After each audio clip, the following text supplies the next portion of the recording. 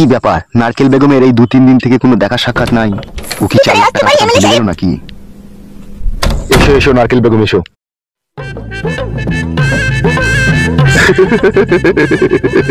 আজকে হাসার কিছু নাই, টাকা নিতে এসেছি। বসো, এখানে বসো।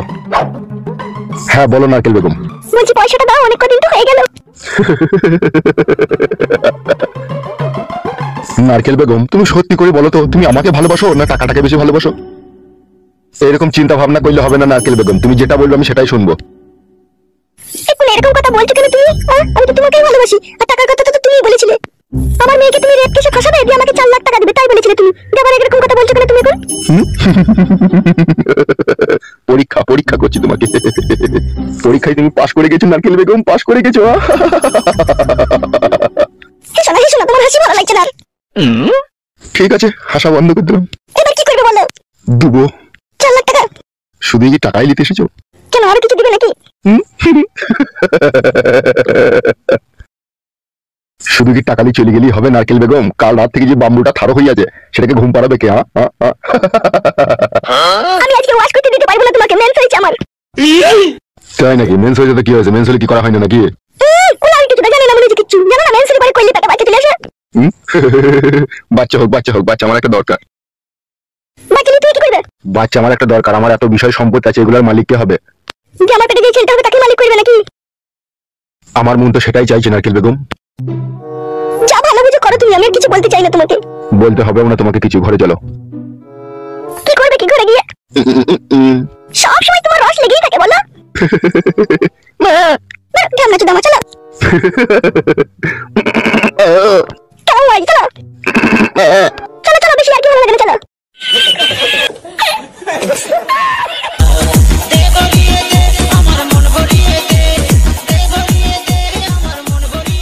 শুয়ে পড়ো শুয়ে পড়ো। তোমাকে নিয়ে বলার পারলাম না। ঢামনা চুদা আমার হাসি মারাইছে। না হ্যাঁ তাড়াতাড়ি ভরো। লেওড়া, কি লাগে? এ তো মনে হচ্ছে আফ্রিকার জঙ্গল, তোমরা পরিষ্কার করোনি নাকি? বেশি কেমন মারি না, ওই ভরো। বল, একটা 80-90 টাকা দিয়ে ক্রিম কিনে পরিষ্কার করতে পারোনি? তুমি কাজকে বলে দিচ্ছি, ক্রিম কিনে পয়সা খাইলি কেন, ওটা জঙ্গলই তো বলো। ভাল আমার। ভরো ভরো, বেশি কেমন মারি না, ভরো। ঢুকেছে? ও বাল, আমার সাইড হয়ে গেছে, নিচে কাটটা ভরো। নিচে কাটা জাম হয়ে যাবে মারা। জাম নাই হালকা করে লাগিয়ে খেল মারো। বাবা রে, একবার ভরার সঙ্গে সঙ্গে টেনে নিলে তোরে মারা ভিতর দিয়ে। বেশি বকো না, লড়াও।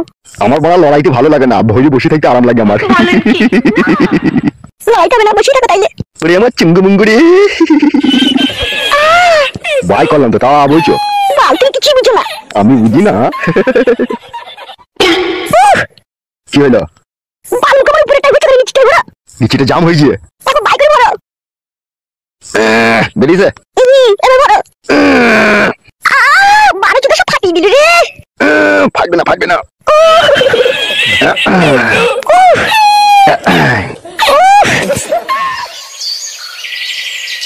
আরে তোর কথাবার্তা শুনে তো নিজেকে আর কন্ট্রোল করে রাখতে পারছি না রে আমি। কি আর করবো বল বন্ধু, সবই আমার এই পুরা ভাগ্য।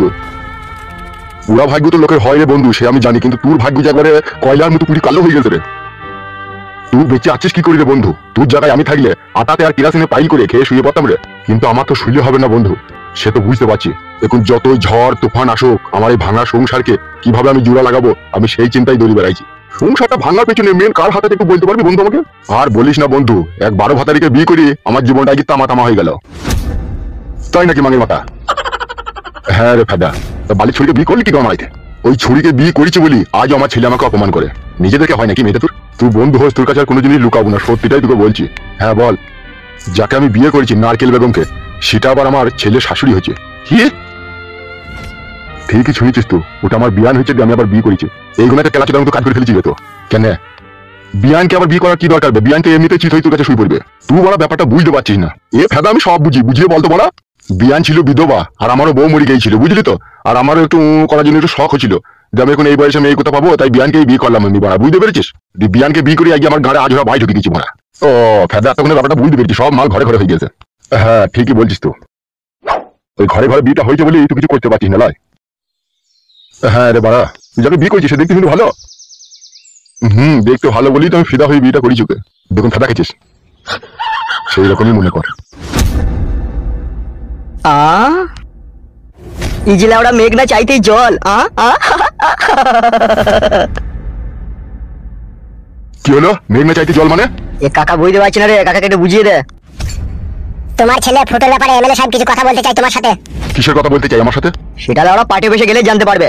আমি পার্টি অফিসে যাবো না, তুমি বলে দাও এমএলএ সাহেবকে। কি কি মারাই নেবে? ঠিকই বলছি। अरे ओ लौड़ा के बाल जरा जबान को लगाम दे, वरना जबान खींच कर ब्लडी कुत्तों को खिलाएगा।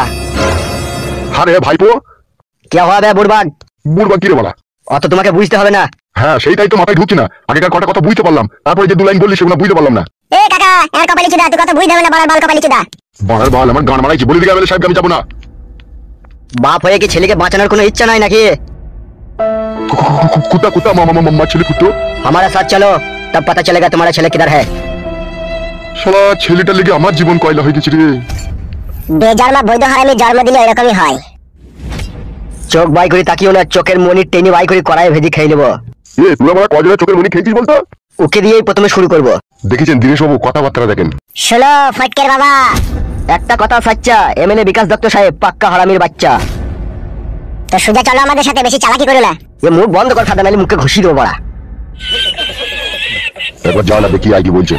যেতে তো হবেই আমাকে, এইদিকে বৌমা হারিয়ে গেল, এইদিকে ছেলে হারিয়ে গেল, আমিও টেনশনে পড়ে যাই, আমি এখন কি করবো বুঝতে পারছি না। অত বুঝাবুঝির কিছুই নাই, এমএলএ সাহেব যা বুঝিয়ে দেবে সেটাই বুঝবে। চলো চলো, বেশি ভনিতা না করি, সোজা হাঁটো। কইছো দেখছি। সোজা রাস্তায় এসো বাবা জীবন, চলো।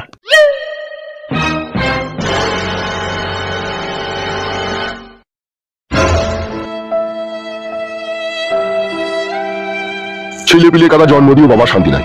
বাবা চোদারা এমন এমন কাজ করছে, বাপকে টেনে ছেঁচড়ে দিয়ে দিয়েছে। ঠিক কাদা আমার আর ভালো লাগে না, বাড়ি গিয়ে লাল চা খেয়ে বইয়ের পাখানে হাত বুলাইগা। নারকেল বেগম লাও এই টাকাটা ধরো। কত টাকা আছে এখানে? আরে ধরোই না। তুমি বলো কত টাকা আছে। ধরো ধরো, এখানে 90,000 টাকা আছে। বল, তুমি যে বললে 4 লাখ টাকা দেবো। ধরো না। তোমার কথার কোনো দাম নাই গো। তুমি বোঝার চেষ্টা করো নারকেল বেগম, এখনো টাকাটা ফুল পেমেন্ট পাইনি গো। পেলে আমি তোমায় দিয়ে দেবো। ধরো ধরো ধরো। ভালো আমার। আর একটা কথা শুনো, আমি কালকে কিন্তু আসতে পারবো না। কেন আসতে পারবে না? তুমি বুঝতে পারছো না, এই ব্যাপারটা নিয়ে বাড়িতে বিশাল আলোচনা চলছে। জমাইটা দেওয়ার কিনে বাড়ি ছাড়া হয়ে গেছে, আমার বৌমাও বাড়ি থেকে চলে গেছে। এই নিয়ে আমার স্বামী বিশাল টেনশনে আছে, আমি বাড়ি থেকে বেরোতে পারবো না এই 2 একদিন। পার্টি অফিসে অসুবিধা হলে আমার বাগান বাড়িতে তো আসতে পারবা? চেষ্টা করবো আমি। বেশ ঠিক আছে যাও। আসি তাহলে। বেশ ঠিক আছে যাও।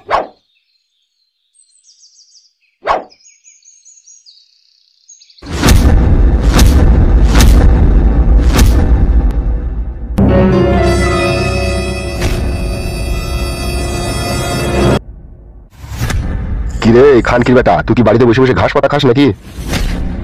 গাল দিচ্ছেন কেন আপনি? এই বাবা চোদা, টাকা আমার দিকে। তোর ওই কুলাঙ্গার সন্তানটা কোথা? জানি না এমএলএ সাহেব, 1 সপ্তাহ থেকে ও বাড়ি আসেনি। মারবো খানকির বেটাকে এখন আবার। কেন গালাগালি করছেন আমাকে?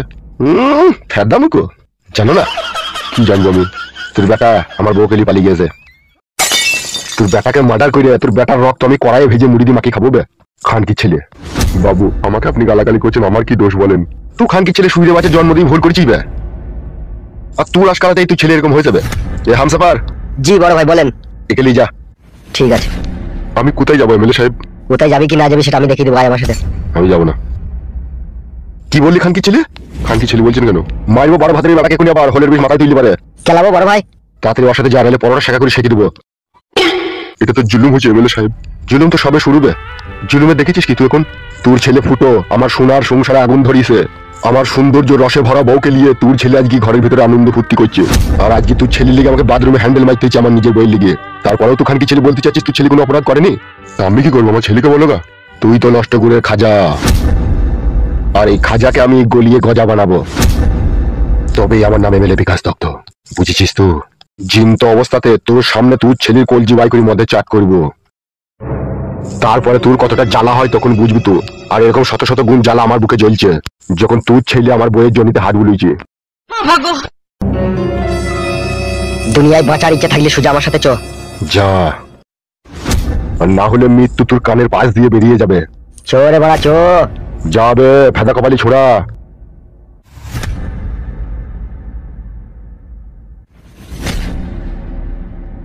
ফুটো, তুই আমার সোনার সংসারে আগুন লাগিয়ে দিয়েছিস, তোর রক্ত আমি কুকুরকে খাওয়াবো।